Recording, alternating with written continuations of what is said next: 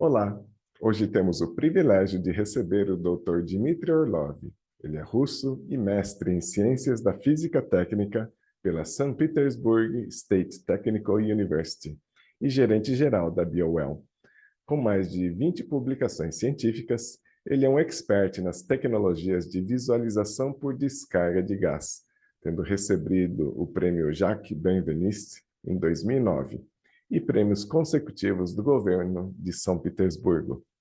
O Dr. Orlov já deu palestras em diversos países e seu trabalho abrange colaborações com o professor Korotkov e pesquisas premiadas em medições ambientais. O Dr. Orlov se aventura além dos limites tradicionais. Sua jornada científica e espiritual o levou a percepções notáveis sobre como nossa saúde e bem-estar estão intrinsecamente ligados ao nosso estado mental e à nossa consciência. Nessa entrevista, vamos explorar como ele conecta ciência e espiritualidade e o que isso significa para o nosso entendimento do universo e de nós mesmos. Prepare-se para uma conversa que promete ser não apenas informativa, mas também um exercício de abertura da mente para novas perspectivas.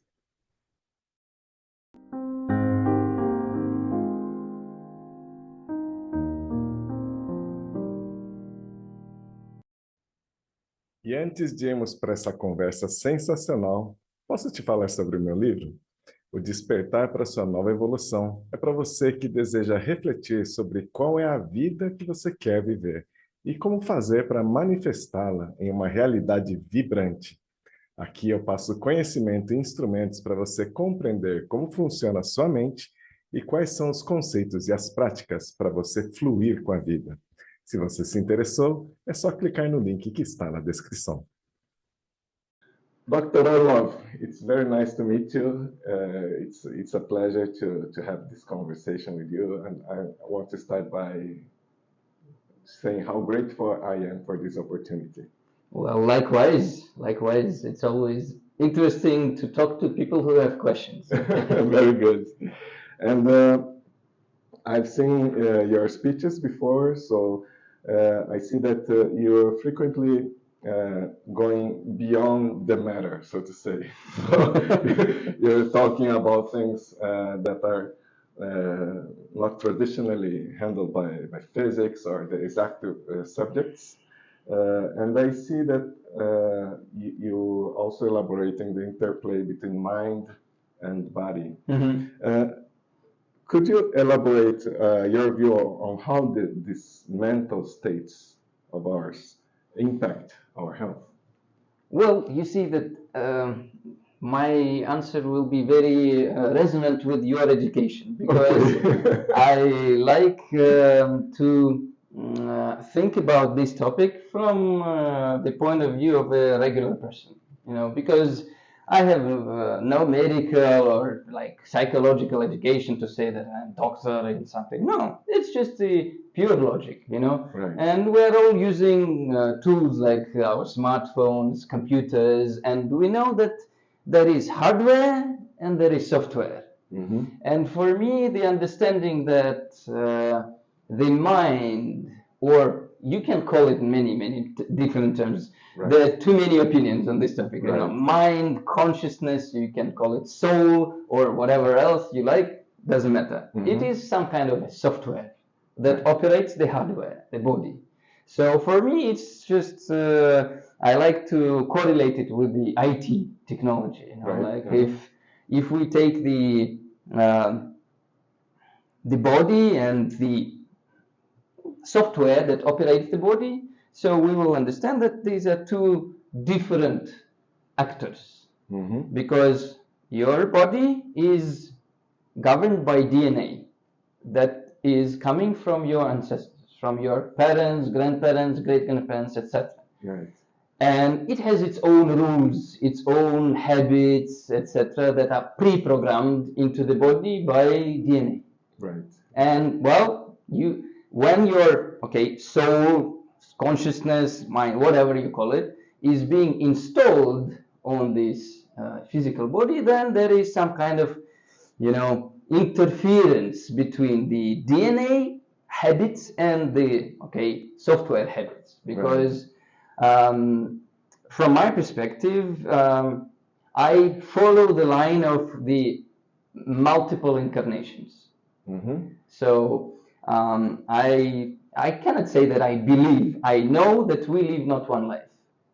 So it means that our software, the soul, that is the owner and designer of the software, like the programmer, right, is trying to operate the body that is given for this current life in the way that it used to do it in previous life, right? So it has its own baggage. Its own, yeah. And these two baggages, this one is coming from different people, right, with different history, right? Yeah. So the body has its own history. It's coming from other people, whilst the history of the soul is the history of one soul, you. Right. And then when you live the life, it's always some kind of interaction, who will be the boss, because sometimes, maybe you observe yourself. Sometimes you do something automatically and then it's, oh no, I shouldn't do that. I shouldn't have done that. I'm sorry, for, shouting on you, etc. or something like that. So when you have some automatic reactions from the body, right, and your soul cannot, suppress it and control completely, right? So in the life, this, interaction between the soul and the DNA, the hardware, is very interesting and the most difficult thing, to do. And for me, life is a game. So for me, the soul comes to this life because it wants to experience in real, life, some emotions, interactions, because again, having some correlation with IT technology. When a programmer writes a code, it's just a theory. Right. Until it's being implemented, you never know the result. You think that the code is perfect, you check everything, and you think that it's super, and then you just click the button implement, and you try to use this code in real program, software, etc., and there are bugs. Exactly. Something doesn't work. And then life happens. Same story here. If you are a programmer of the, like your code, your lifestyle, your consciousness, right? So you can think many things while you are being in that quantum reality in the soul's world, but until you implement it here in flesh, you don't know if it's right or wrong. You have to, try it. Right. So you incarnate and then see how it goes. Right. That's fascinating. But do you think it's a kind of power game? Or unfortunately, power. Yeah. Yes. You see that. Or the dominance or whatever. It's always like that. Yeah, because DNA has its own rules. Its own, and there is epigenetics, the story about epigenetics, very popular recent years, that the DNA can mutate depending on the experience in life, right? So, but again, there are some things that you just used to be like that. And for your soul, it's very hard to, if the train is going this direction, very hard to turn to some side, very hard. And why I'm 100% sure in this, you can call it theory, is that I was observing my kids from the birth. And even though the things that I'm trying to teach them are the same, but I look into their eyes from this size, from the birth, and I see that they're different from beginning. They're absolutely different. From scratch. From the scratch, they're different. You give the same information to them, and they react absolutely in a different way. From point of view of DNA, parents are the same. We did it, it's me and my wife. So set is more or less the same, right? But the way they do react and the way they behave and some traits of character are innate to the person from this age. You know, when they can't even speak, but you see that one is stubborn and, you know, trying to do what they want to do until the end, and another one is lazy, you know, laid back. Yeah. Even though the parents are the same, environment is the same in which they live, right? Yes. But the way they live is different, absolutely. And so maybe that's the beauty of life, right? Oh, yeah, it's good. It's good. Yeah, of course. Yeah, it's very interesting. And I've seen that you are very knowledgeable about quantum physics, and some of it in your speeches you mentioned that. And I tried to study quantum physics as well, but it's so complex, and it's so it's not complex. If you don't try to, you know, solve some equations and to prove some laws in the quantum, you see, for a general person, you don't have to know all the Fermi laws, the Heisenberg laws, Einstein theory fully with all the. No, not needed. You know, in fact, there are some simple things from quantum theory that you just can apply in real life.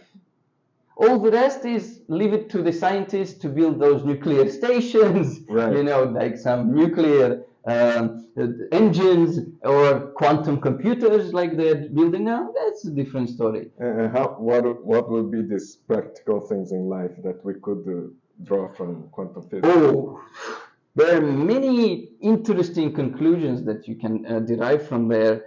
You know that some of the principles that I learned from quantum physics, because my specialty in university was optics, lasers. So I had to learn quantum physics because lasers are about quantum processes of excitation, relaxation, etc.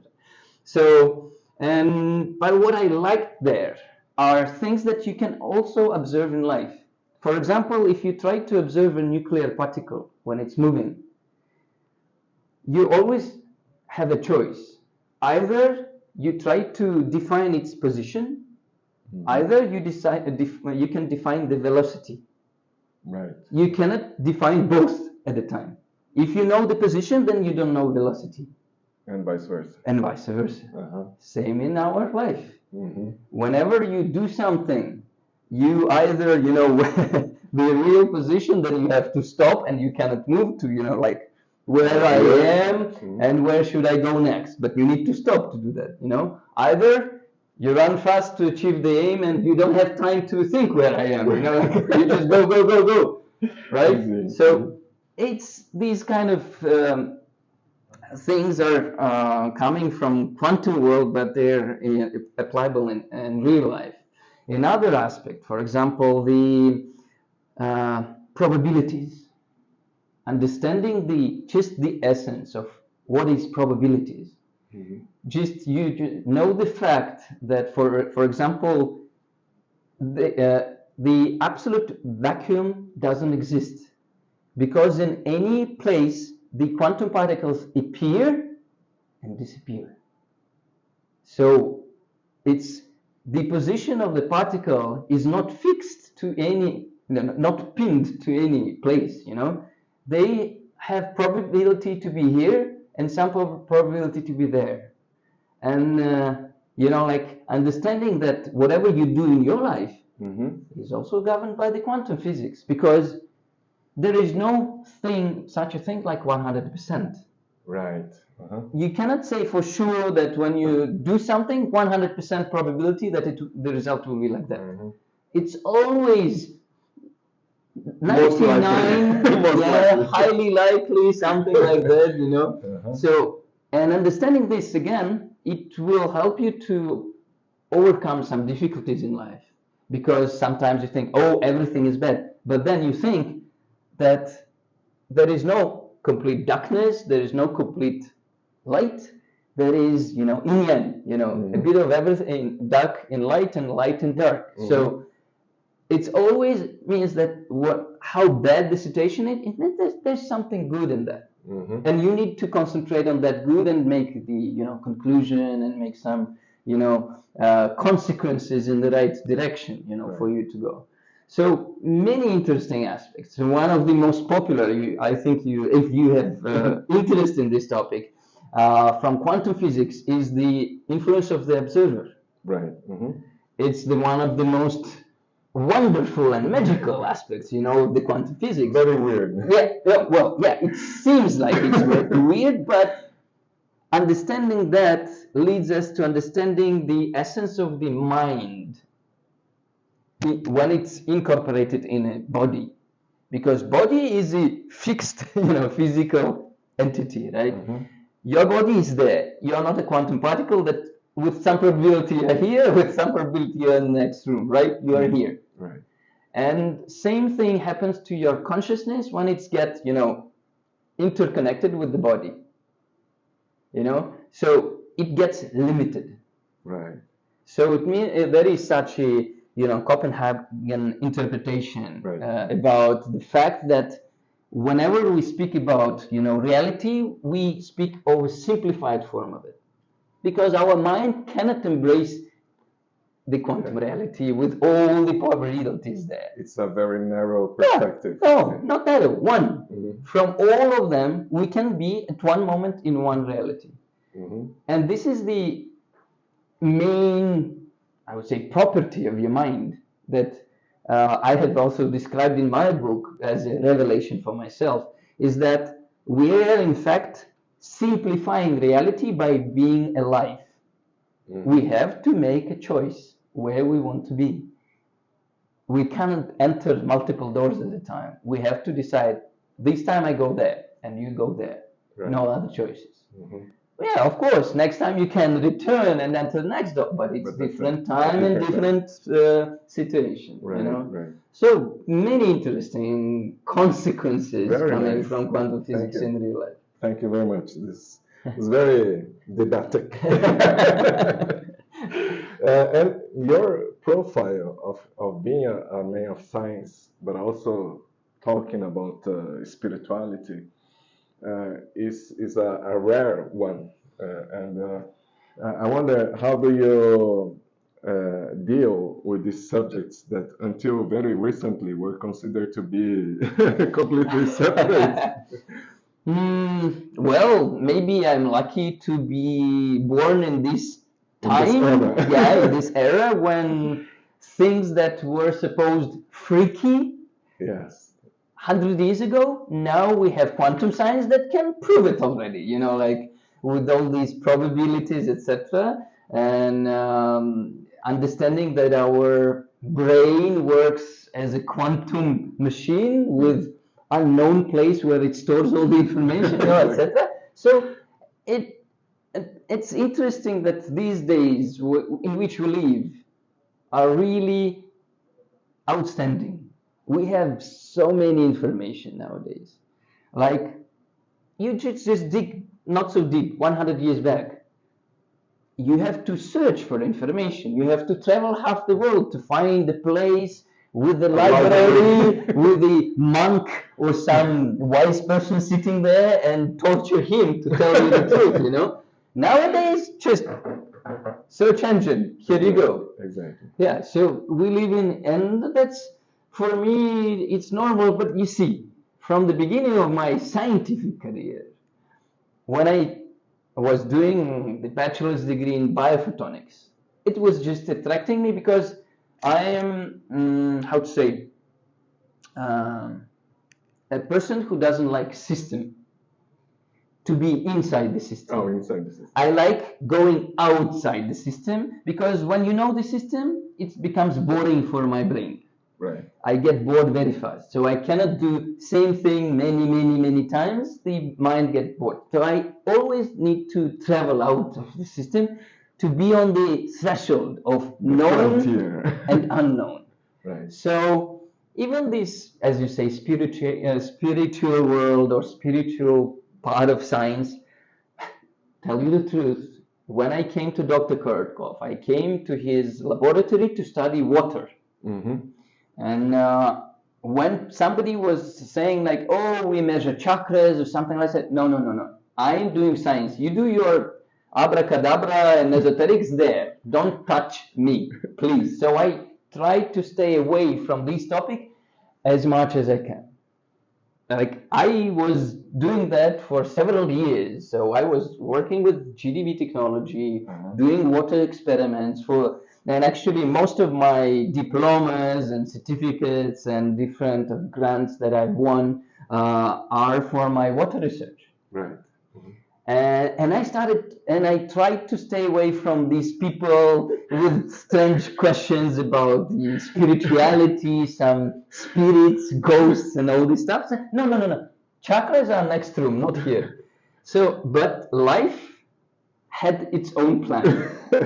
And I was constantly attracted to people who were asking me questions and saying, look, come on, Dmitry, there's nobody else who can answer this question. Please, help.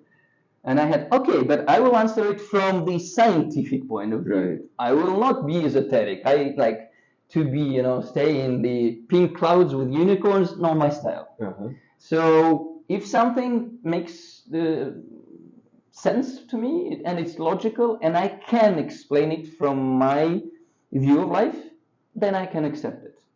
So you see that I've read some books that really, helped me to build the system, of my worldview. And when you understand that some things that you stumble upon in life, like I read the book and I understand that I already know it. Right. It's not a question for me. So the author is saying like yes or no, maybe, etc. And I read, I know this is true, this doesn't, this is true, this doesn't. And I felt like, oh, it means that some part of me already knows what is true and what is not. So me reading it in this incarnation is just recalling the information that I already knew. So I'm just recalling what I already knew and, oh yeah, that's true, I know. But sometimes I read books for very, respected scientists or coaches, teachers, etc., authors. And on some pages I say, no, he's not right here. I feel it. I know that it's slightly incorrect. And this feeling comes from, from previous knowledge, from previous, lives, incarnations, whatever you call it. Or maybe the library that you mentioned. Oh, quantum, information field. But you see that again, information field is there, but it doesn't mean that you have access to it. Right. One of the principles that I've learned while teaching people is that 10 people sitting in front of me, I tell them the same sentence, and 2 of them get it, 8 don't get it. So there is no resonance between my information and the information that they possess.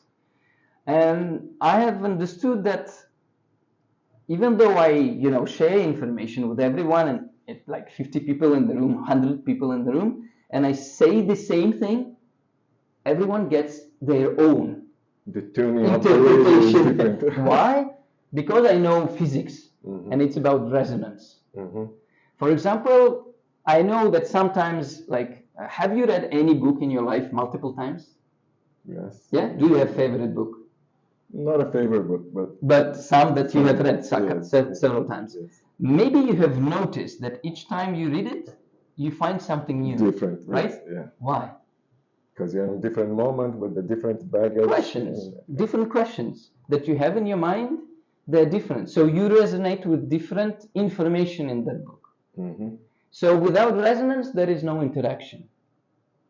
So it means when you interact with the information, even the quantum reality, with internet, forget it. Internet, forget about quantum reality. Take simple, internet. If you don't know what to type there, you will not get an answer. Exactly. Right? You need to type correct questions with correct words. In order to type it correctly, you need to have some knowledge. So it's not simply that the quantum reality is there, go and take anything you like. No. Unfortunately, it's not so easy. And then how do you think that intuition, as you mentioned, and gut feeling translates into the scientific method?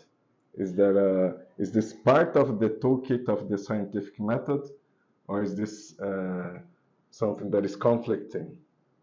Well, from my perspective, and that's what I'm using myself, is that it's 100% one of the tools, and from my perspective, one of the main tools of the person who is Brahman, from the Indian ancestry, like the mind person, the one who teaches, who doesn't work with hands more, but works more with the mind, you know. The intuition is my wife's father was always telling one thing, that what's the difference between brilliant, outstanding scientists and regular ones? Is that regular ones will do 500 experiments, and on 51st he will find the right solution. The genius scientist will do it from the first try. He already knows the answer. How? Yeah, how? That's my question. How can you make it what you don't know, but you have multiple options, and you say, okay, I will try this first, and you get it from the first try, right? So it's impossible without, a life hack. Unusual perception. Yeah. So for me, the intuition, or there are many names of it, sixth sense or whatever, gut feeling, etc. For me, it's just one of the properties of your soul that is from the quantum reality is coming, and that has access to that quantum library of all information. It's all there. Well, from my perspective, if you read the books about holographic concept of the universe, etc., everything was, is, and will be. It's already, it's now. It's there. Yeah, it's now. Yeah. Exactly. So it means that you just need to, ask the right question to get the answer.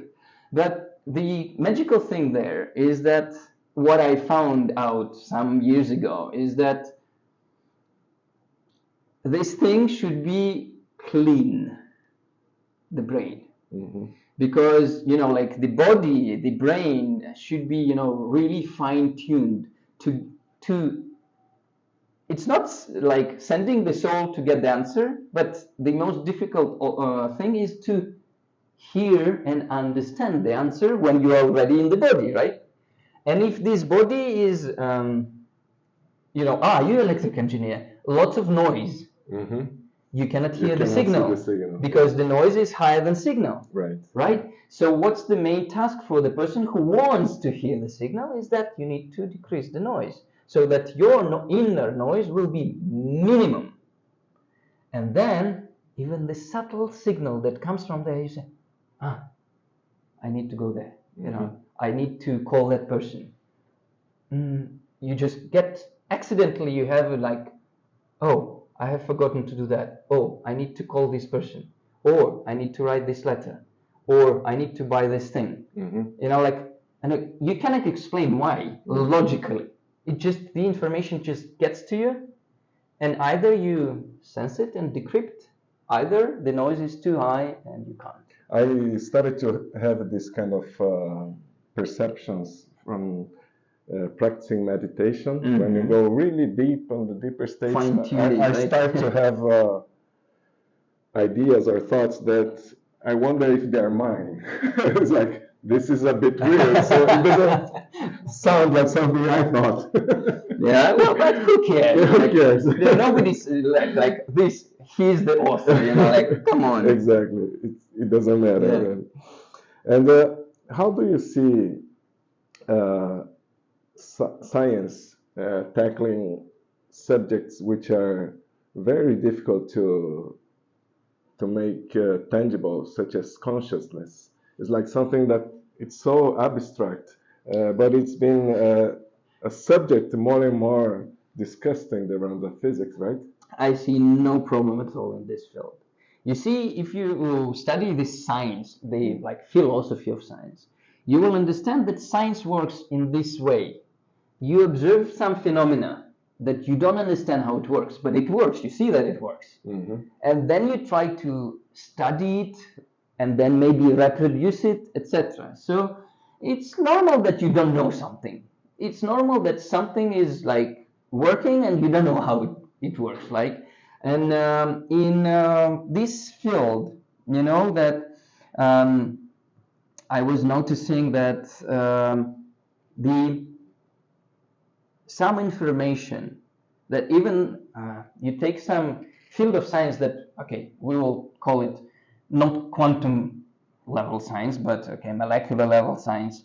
Thanks to Dr. Kortkov, I was able to travel in different countries, participate in different conferences, and I have seen and observed the fact that, for example, I went to a water conference arranged by Gerald Pollack, the scientist from the United States, and they were like 20 or 30 scientists from all over the world, biophysicists, chemists, physicists, etc., who were discussing things that nobody else on this planet understands.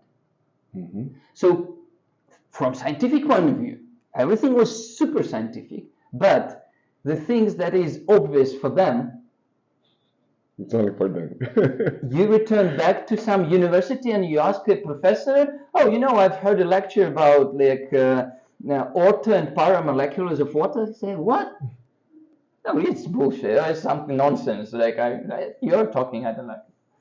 But I say, and you see the huge gap between the frontier of the science and the rest of the world that is living some decades behind. Right. So, and I have observed it myself, and I know that there are people who are breaking the wall, between known and unknown. And it takes time for the rest of the scientific world, for the rest of population to accept it, to change the view of the life, to accept these new the concepts and new phenomena, new laws, paradigmas. So yeah, it takes time, but it's normal. So even though these quantum physics, you see that in the field of quantum physics, there are very many things that, for example, are known to one company in the world that can build some nuclear reactor and nobody else on the planet cannot reproduce it. Yeah. So does it mean that they are fake scientists, that others don't understand it? No, it doesn't. Same thing here. It just, you have to be, You remind calm, me of relax. of a quote that says that the future is already here. It's not evenly distributed. 100%. I can subscribe. Like sign there. It is. Yeah. It is. Fantastic. But who cares? Yes. You live in your own reality. You can create your own hell. You can create your own paradise in your current life. You can apply some laws and rules that are already, there.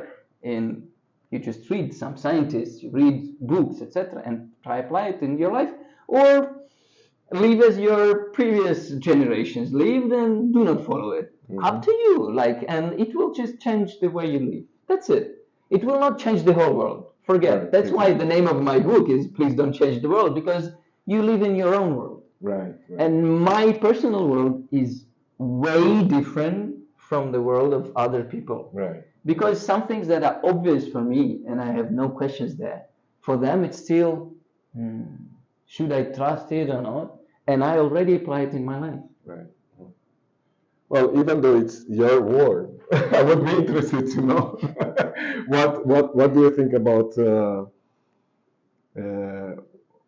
direction of human evolution? Where do you think we're going? Because with all things happening in parallel, you have all these technologies emerging, AI, quantum computing, but also consciousness, everything happening exponentially fast. Any insights? Look, this question deserves, like a day of, with big cup of tea and, meditating on it. Well, first of all, I am not a person who thinks that humankind is, changing drastically, entering some new level of consciousness, etc. No, from my perspective, this planet specifically is a playground. Right. This is a place where the soul, doesn't matter, very wise, that has, hundreds of lives behind, that know it all, and comes here to this planet just to interact with others, to share experience, to experience the first love, to experience the kids, the interaction with family, with loved ones, etc. And they don't have questions, like they know it. They just want to, enjoy it, and experience it. And there are newbies, the ones who are just young souls, and who just come, for them, everything is new. Everything is still a miracle and question. And I don't think that with the years, all the souls will become sages and there will be no new souls. No, I think it's a circle of life. There will be always new souls that will do stupid things, that will kill each other, and this playground will still be a playground where we all will interact. Try to find the golden mean. Try to find, common language. The old, highly developed soul with the young that doesn't know anything. To fill the gap, to build the bridge, and to make it simpler to develop to the young soul. Not to be, snobbish, I know it all, you do it yourself. So I don't think that there will be some, paradise after some time on this planet. No. From my perspective, playground is playground. Yes, according to Vedanta, there is a dark age, golden age, like you can call it frequencies that are, allowing more finely tuned souls to enter this world, or less tuned souls to enter this world. And so, but who cares? I don't think about those, thousands or hundreds of thousands of years up front. But if we talk about the AI and all these things nowadays, well, a bit scary. Well, I wouldn't tell that it's scary. Humankind has already developed weapons that can kill whole planet. We already have these toys in possession. AI is one more toy to add to that arsenal that we will have. So yes, we will have to be careful because we don't know ourselves completely. And we're trying to make a copy of ourselves, and we don't know what to. Well, look, do you know all the parents know what to do with their kids? No! Most of them make the same stupid mistakes generation after generation. So, and here with AI, we're trying to make some consciousness that will have unlimited resources. And of course, it's scary and dangerous. There's no question in that. You are encapsulated in this, body. When you make an AI that is living in the internet and has all the nuclear power and electric power from all the planet, of course it will be a super mind, not even close to a human, much, much more developed. So of course we have to be careful with this toy. And I've been brought up with the books of the science fiction. My father liked the science fiction, and I tried different spheres, and I don't like detective stories, I don't like romances, I don't like simple fiction. Science fiction for me is the most interesting, to step to the unknown. So, and science fiction is writing books about this time that we live in, not only a couple of years. You can read the books that are from the middle of the previous century, the first books written about the possibility of creating an, standalone consciousness, some AI. And lots of directions in which it may develop are discussed in these books. All things considered, are you an optimistic about humanity? See, Or it's I not am optimistic about my life. Uh-huh. I cannot talk for all the humanity. Right. But for me, you see that as long as I understand that the quantum reality is, like unlimited. So for me, myself, I just decide that, okay, me personally, I want to enter that reality in which this will not happen. So I want to live in the reality where AI will be a friend of humanity, Right.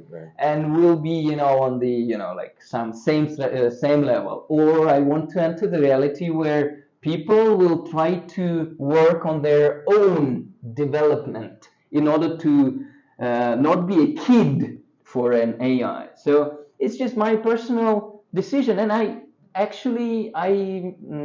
cannot force the whole planet to go there. And what I understood, I don't need to, because in the quantum reality, all the scenarios are there. So I just select the scenario that I want. So it's not about being optimistic; it's about being selective. Right. So I just concentrate on the reality that I want to enter, and I go there. Right. Dr. Orlov, I want to acknowledge how much I appreciate your broad views on so many subjects. And if I may make a final question, one that's probably going to be very useful for our audience. If you could share with us a bit of advice or guiding principle for life that you could share with us, and that you believe that could enrich people's lives or inspire positive change, what do you think it could be a good place to start? It's going to be a big list. Unfortunately, we're all ears. there is no one, golden recipe. Like you just do this, and then like in nowadays there are coaches, selling in 21 days or like in 33 days or whatever they like to market it. You get the change. I'm following, as once again, Vedanta. Vedic knowledge, the most ancient on this planet that is available to read and to get. And according to it, there are things that you can change like this. Well, I know that in scientific world, people are scared of the word karma. Right. But if you read the definition of what karma, it is translated as law of cause and effect. So, okay, you don't like karma, call it cause and effect. It means that any effect has a cause, right? So nothing happens accidentally. Right. So there are no accidents. And this is one of the first things that I've learned myself. There are no accidents in this life. If something happens, there is a cause that has led to these sequences. So you just need to try to find out why this happened. And then you make right conclusions, and then you walk. Next time, you walk the right direction, right? And I know that there are things in life that are, for example, okay, maybe it's not so scientific, but okay, I know that we live multiple lives. And if your soul has a habit to live in some way, do not expect to change it in 21 days if you have 21 lives behind. So some things are so hard to change that you shouldn't expect the change this month, next year, or even sometimes in a decade. Some things to change in your lifestyle, in your mindset, takes life. Very gradual process. Very slow. It's like putting a stone on that land and then watching year after year how the small hole is getting deeper. The stone slowly goes down the ground. It takes years. So one of the recommendations, don't trust those sellers, the shortcuts. Yeah, the shortcuts of like those sellers of the happiness within 21 days, etc. Exactly. Yeah, some things works like that, but not all. The most significant and the most difficult ones to change, takes a lot of time, a lot of efforts, because the biggest enemy in your life is yourself. Okay, not enemy, but the one with whom you have to fight, to change, to force, to readjust something, and it's very, very, very difficult. Takes patience and diligence. Yes, yeah. Don't expect fast results. That's one of the main maybe recommendations in the field when you want to have changes. Right. Don't expect fast changes. Don't trust those coaches, sellers of the happiness. Exactly. It's not so easy. Enjoy the moment. Yeah, it takes time, but you see, it's still, if you're going the right direction, sooner or later you will be there. Exactly. So no stress. Relax and enjoy the life, because you see, if you will be too overwhelmed by the aim, again, returning to quantum physics, when there is aim, you don't get the position. You forget where you are because you're looking only there.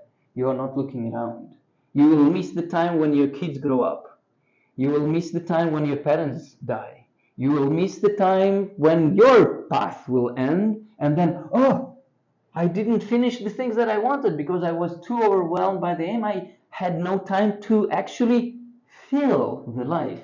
And then at the end of the life, you have a regret that maybe I need to start over again. One more life. Game over. Restart. And restart. Let's finish on this. Thank you so much, Dr. Orlov. Yeah. It's been a fantastic conversation.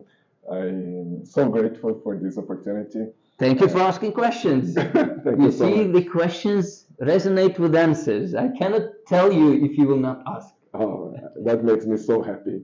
And I want to thank the audience for watching us in this wonderful conversation. And see you next time.